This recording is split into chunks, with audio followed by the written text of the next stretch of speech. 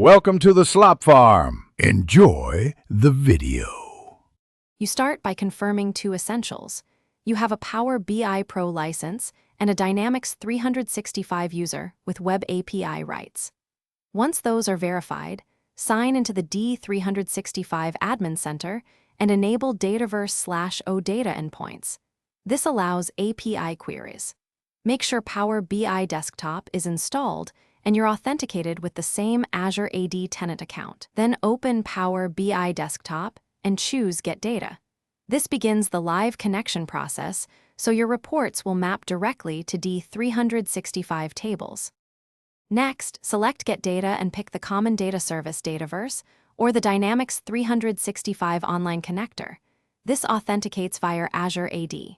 Once connected, pick the specific tables or views you need and choose Direct Query for real-time data or Import for snapshot performance. Use Power Query to remove unused columns, rename fields, set correct data types, and create lookups so relationships work. Make these transformations now so visuals behave predictably. This reduces refresh issues and keeps your model optimized.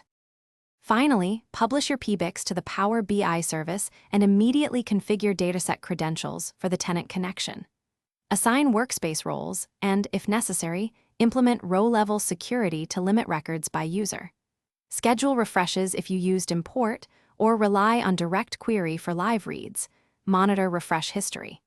If something breaks, first verify the service principal or user credentials, then check API throttling and on-premises data gateway settings.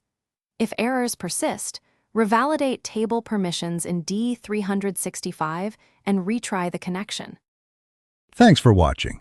Consider subscribing if we helped you today.